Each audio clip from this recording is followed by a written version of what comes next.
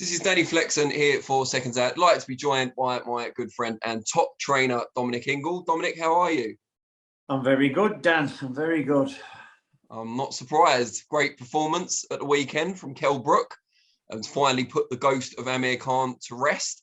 What are your reflections on the performance, first of all? Yeah, you know what?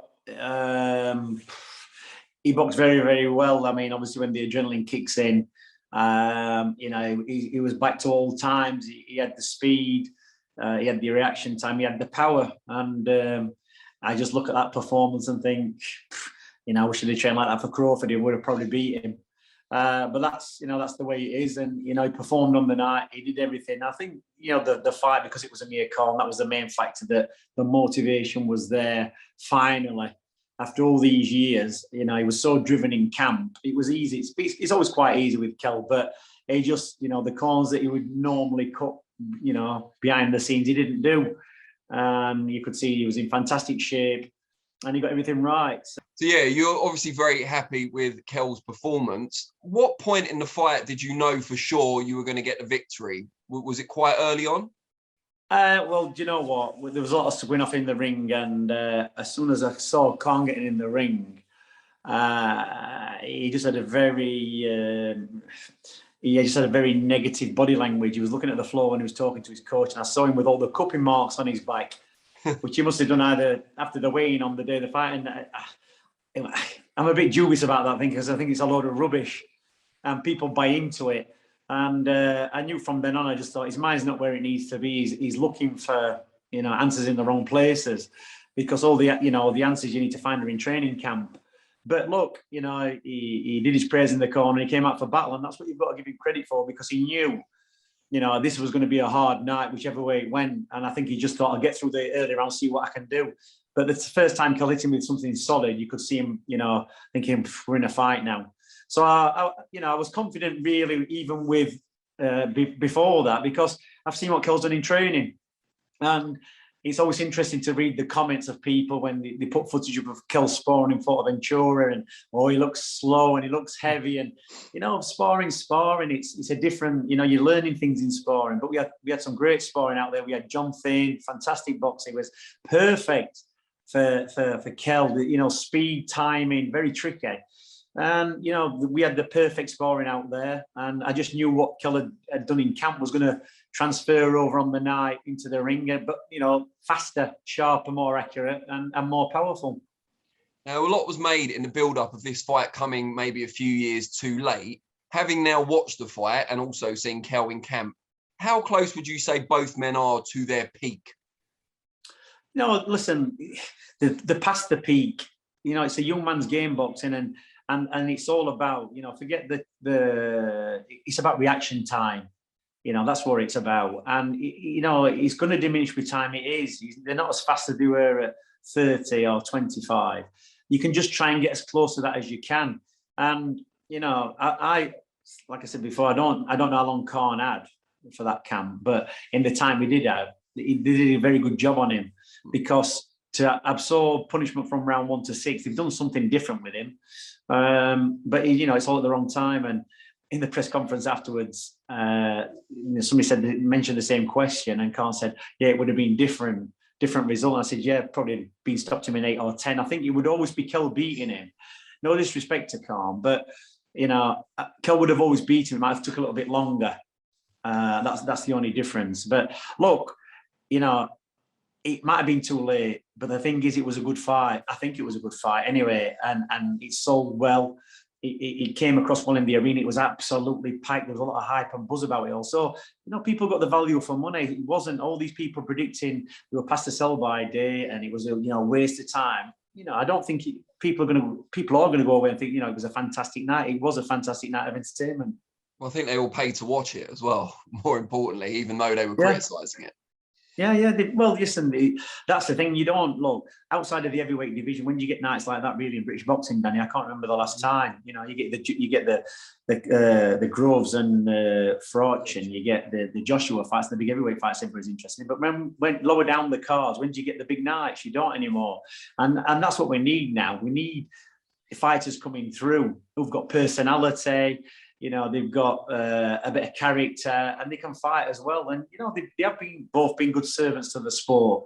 And you know, you can't criticise Conor, you can't criticise Kell, because you know they haven't really ducked anybody. They might have, you know, you could argue they might have ducked each other over the years, or Connor's ducked Kell, but you know, Connor's always gone in with the best, and you know, he's been knocked out savagely sometimes and still come back. So you have to give him credit for that, because some of the fighters coming through these days won't take that risk. One of them being Chris Eubank Jr. You know, I mean, he had the chance to fight Golovkin, and you know, he passed on the chance and let Kell do it instead. So you've got to give Khan credit for that, and Kell for taking the fights. You know, Khan for taking the one against Kell, and probably Kell the one against Golovkin. They are fighters, and you know, let's make these fights now. Let's get these fighters who can talk the talk. You know, walk the walk for once. Let's put them in some fights. And just finally on Khan, do you feel he's made the right decision to retire now? Has he retired? Apparently, after the fight, yeah, he's decided pretty much to give it up. Yeah, he should do. Look, he didn't even look. I said in the press conference, he's coming out of the retirement anyway, even though it's unofficial. Yeah. You know, he could have quite happily walked away from it. In a way, he did us a favour. You know, taking that fight, whether he needed the money or he didn't need the money, or he did want to, you know, have one last hurrah, then, you know, you can't blame him for that. But, you know, it is time to pack up when you get beat like that. And, you know, there's no shame in that. He's got to make a smart move. It's no good having a load of money if you can't spend it. And, you know, in 10 years' time, in 20 years' time, the effects of having a career like Khan, or, you know, as a boxer, they will take its effects. So you've got to be careful, you know, before, you know, sometimes one fight can be a fight too much. And then what's it all about? Then you spent your life making money for everybody else, for your family and your friends and whatever, but you're not enjoying it. So you've got to, you know, reap the rewards and you know, have the fruits of your labour. So what's the point if you don't? So it's a wise choice, and I think he's done it at the right time. Now, this fight was made at £149. There was a lot of speculation about whether Kell would make the weight, some of which he fueled at the press conference as well. But as it's turned out, he made it comfortably, at least to the observer. How challenging was it for him to make that weight in camp? You know what, Dan? It wasn't hard at all. It wasn't hard. He's had fights where it's been a harder weight cut than that, and you know, it wasn't a hard weight cut at all, because we had time. And you know, it's like just normal people. I'll start my diet on Monday. I'll start next week. I'll start the week after.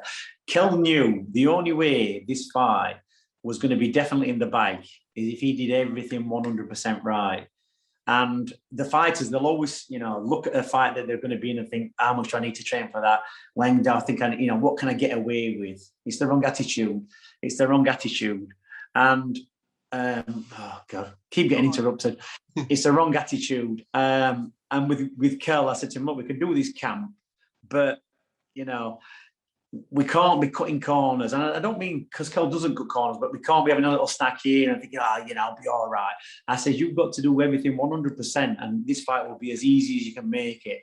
I said, Khan's trying to get into your head by training with Crawford's team, going over to America, doing all this kind of stuff. I says, we don't know. This is like a game of poker. We know what we've got. We know the hand that we've got, but we don't know what the hand Khan's got. And this is the same with all the, you know, the opinions and the commentators and everybody who was having a say on how the fight would go. You know, you can only go on what people have done, you know, the fighters have done in the past. You know, people picking Khan's hand speed and Kell's eye sockets and power and everything else. But, you know, we have to think that the best version of Khan is coming, that the Khan that everybody knows and loves is going to be coming to this fight. Because I know that Kell Brook's going to come in the best shape, and we have to anticipate what's going to happen. But what happens on the night, who knows? But, you know, that's how boxing is. And putting all emotion to one side, and also how good Kell looked on Saturday night, what would you like to see him do? Not a specific opponent or anything like that. Would you like to see him carry on, or would you like to see him call it a day? Well, you know, he could easily go out after Saturday night and say, that's me done. But I think it's all great on the night when the adrenaline's flowing and he's made it easy. But a couple of weeks after, when it all dies down, you know, he could be talking about another fight, and it sounds great while you're in that fantastic shape. You've just won in 6 rounds, but 2 or 3 days into it, then you go back home, have a Sunday dinner, have something to eat and drink, and then you think, oh, this is great. You know, it'd be nice to swan around and rest on your laurels, but you know, you've got to keep motivated. And I think, he needs to give himself a good week or two to let it calm down and then decide. And it's got to be the right fight. It's got to be the right fight because he is, he's proved he's a marquee fighter, and he's not going to go through. He's been a world champion. There's fights out there what are entertaining fights. It could be Conor, Benn. It could be Eubank. There could be other fights. Maybe them too. He doesn't want to be anything, chasing down world title fights against, kids who are in the 20s and whatever. He's got to be fighting. Kids who are making their way, coming up, people like Conor, Benn, who, they're building them up very steady.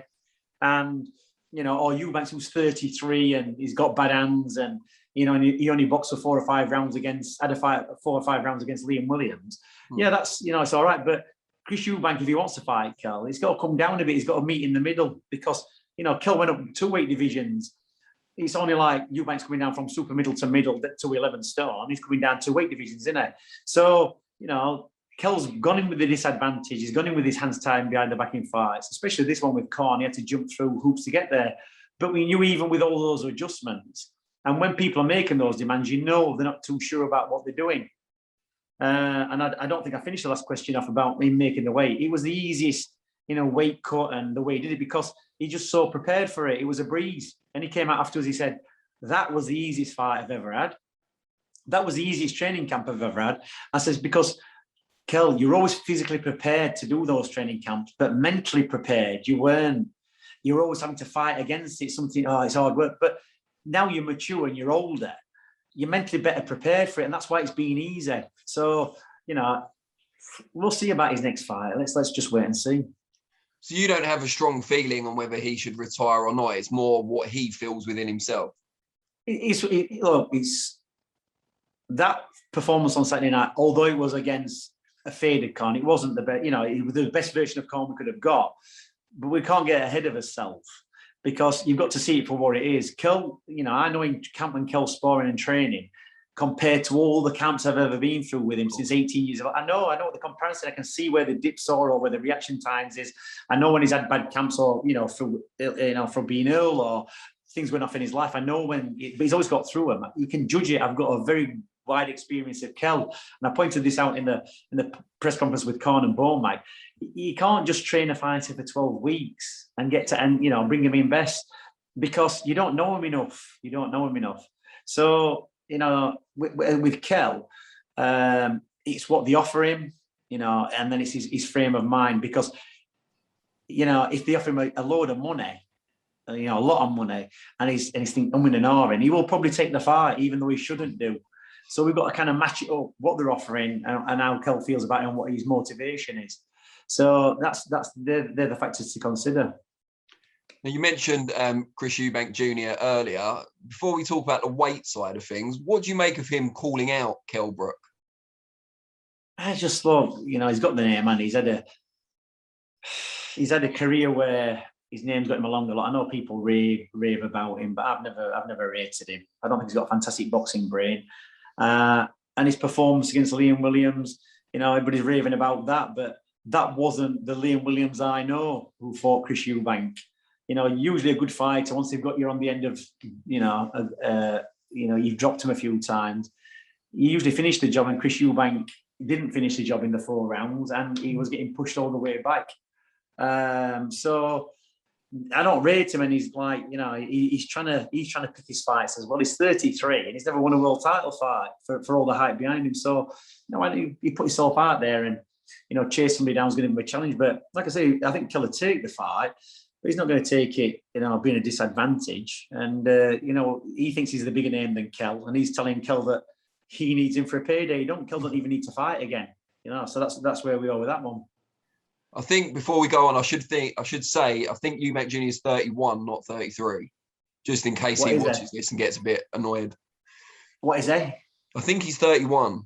Is it? I think he said on the Sky broadcast he was 31 when he was talking to the pundits. Do you know what? For some reason, I've got 33 in my mind. You want to check that, Dan? I will check it. I might be wrong, but he might look 31. Over 30. We could say that. He might be 31 because he had his teeth and his head tattooed, and he probably had a bit of Botox as well. So, he might be passing himself. That's what he might be telling people. He's 31, but For some reason, I don't know. I'm sure I was checking his record the other day and it said 33, but I might be wrong. I might get some tips off him now. You've told me all that. But you know what? The fight. The fight I'd like to see. I'd like to see him. Billy Joe Saunders, by his own admittance, he's well overweight. He hasn't been in the gym since he got beat. He's had his face fractured. That'd be an interesting fight again. Why don't you try and avenge that loss? That'd be interesting. And Billy's says he'll do it with his eyes closed, hands behind his back, and in the worst shape of his life, he'll do it. So that'd be interesting. That'd be an interesting fight. It'd certainly be interesting if he closed his eyes and put his hands behind the back for the fight. But yeah. We shall see.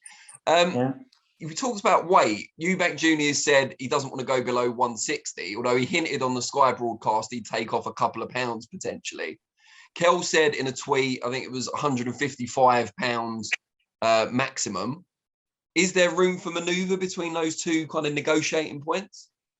No, not really, because well, maybe there is. Look, maybe you could do it at 150. What did Kell say? What weight did Kell say? 155. Yeah, you could probably get away with 152 because he's been boxing on the performance. He's not going to get any better than Eubanks is not going to get any better than his performance against Liam Williams, and that wasn't Liam Williams at his best for whatever reason. I don't know why it wasn't, but the version of Liam Williams who fought Andrade would have easily beat Eubank, in my opinion. So he's not going to improve on that Eubank. He's not going to improve on that performance. And on that performance, you would even take the fight at 160. Kell could even do it at 160. He could, but it's not a risk we need to take, because it's not a fight we need to take, and we're not desperate for the fight. So we could quite easily accommodate that at 160. But let Eubank, if he thinks he's so confident, let him come down. Let him come down the weight. I think 150. He could do that at 152. 153, and let him take the chance. It's him who needs the bigger fights, doesn't it? Kell saying 155. If Eubank was willing to come down at least to that, would you still train him for that? Would that be acceptable? Yeah, but the thing is, Kell's the fighter. You've got Greg Marriott who does his nutrition, and I do the training. So so really, you guys will be rolling your eyes. That's not actually a decision for Kell to make. Do you know what I mean? It isn't. So we have to have a talk about it. I'm just going to meet Greg now for a coffee, and we're going to have a chat. But because Ben Shalom's coming up this week, probably trying to make that fight. But considering what we've had to go through with Khan to get the fight, who is the lighter fighter as well. Don't forget, he's campaigned most of his career at 140. Sure. So there was things in place to try and level the playing field. And so, why aren't we going to use the same kind of tactics, at least, not going too disadvantaged, bearing in mind that Kell weighed in at, 10-9, and, he's, why put yourself out? Why put yourself out? And, he might as well, if Eubank wants it, it will be the biggest payday of his career. It will be. So, I'd say, 150, 154, listen, probably 154. All right. There's a bit of movement, so that's good. I don't know if Eubank physically can make 154, but we shall see. It'd be an easier fight to make because they're both appearing on Sky and working with Boxer. Obviously, Eubank's with Wasserman as well. But then there's Conor Benn as well, but he's with Matchroom. Does that make it less likely? Who knows? I don't know how it works, the politics or whatever. I know that he's signed up with Eddie for a long time, and I don't actually know what Kell's commitment is to Sky. I don't know. It's not the information I've got. I'm the trainer, So we'll have to see. But Conor Benn was there, and he was talking about it, and it is the situation where he's coming into it. Conor Benn, and Kell's slightly coming out of his his career. So it would be an interesting crossroads fight. But look, we'll have a chat this week with the relevant parties and Ben Shalom and Kell's dad, who's manages him, and we'll just see where we are. But for the minute, we'll have a nice steady week, won't we? And we'll bask in his glory. I guess with Conor, at least, you could kind of name whatever weight you wanted because he is a welterweight. If he's a welterweight, it wouldn't be an issue of he's been making 147. We could easily do 149 or 150 for the next one. It won't be an issue. So he's still got to come down to weight. So, that'd be an easy enough fight to do. Which would you fancy more? Is it the unproven commodity on the way up, or is it the proven commodity who might not be that good in your view?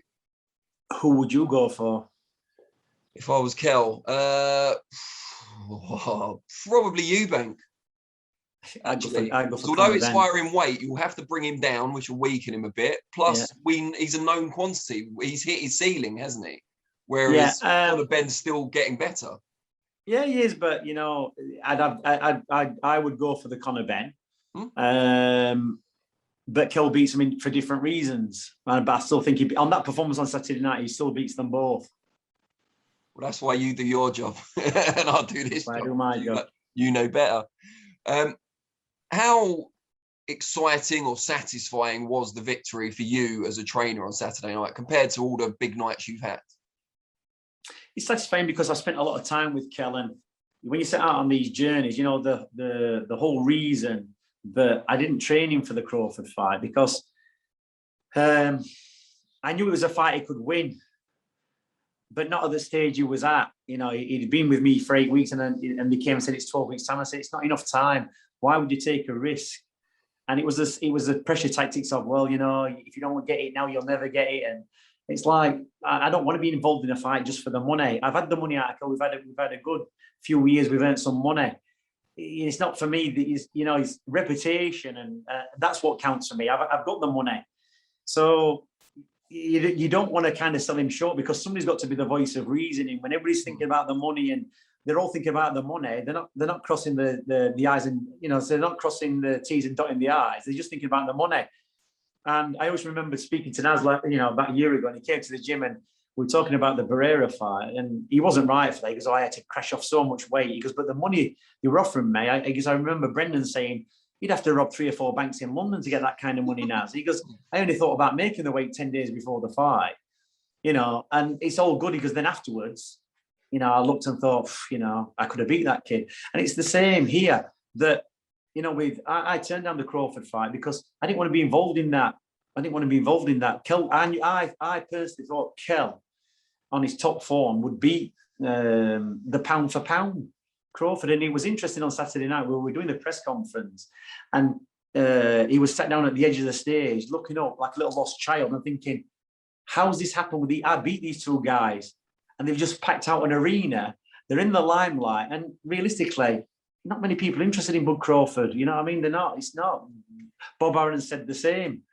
And, you feel a bit sorry for him because he's a good fighter. But I do honestly believe, if Kell had been where he is now, but 2 years ago, doing what he was doing, he would beat Crawford. And I always thought he would beat Errol Spence, but a lot of things went wrong in that camp. So there's always reasons why. But when Kell Brook turns up, forget about Corn being past it or whatever. When Kell Brook trains to the best of his ability, I don't think there would have been anybody to beat him at welterweight. And just before we round off, just tell people out there what happened with the gloves, because a lot of people are saying nothing was really a problem. It was mind games. Others are saying that he did really have to change them in the ring for a particular reason. What's the scoop? Lord, listen, it's like anything else, isn't it? There's always, I've seen it so many times. I've actually been in change with people when they're saying that the gloves are too small and they can't get their hands in them because they don't want to go out to fight. I remember Richie went and fought fighting Marco Antonio Barrera and getting dragged out the changing room backwards because he wasn't ready to go out. The gloves is that there was a stipulation in the contract for a certain specification, and Kell had some gloves made up what he thought was that specification, and then Crawford's camp, challenged it, and they weren't happy with this, and they weren't going to fight, and then they turned around and said, "We want Kell to fight in the same gloves as Khan." Right. So that's where it all was. So it's just a bit of mind games before, but they just didn't want Kell wearing anything apart from what Conor got. Maybe that's why he lasted 6 rounds. The gloves were quite padded, and that's it. So he just made it last a bit longer.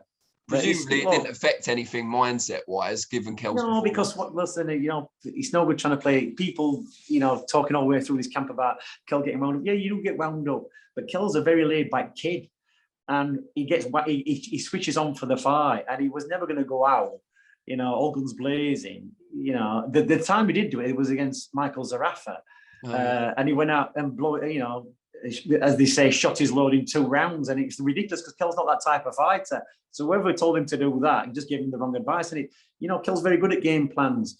You tell him what to do and the scenarios, and he'll execute it. And that's it. He's been very good at that over the years.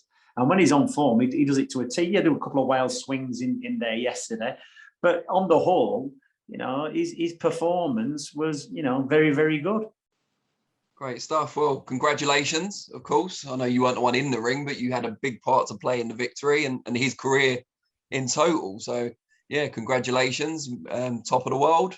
Enjoy your relaxing week now before it's back to the grind. And back to the grind already, Danny. Come on, it's Monday. We haven't got time over. Time is money. Time is money. Thanks for finding time for me in that case. No worries, Dan. Cheers, mate. You take care. See you later. Thanks. Bye, mate.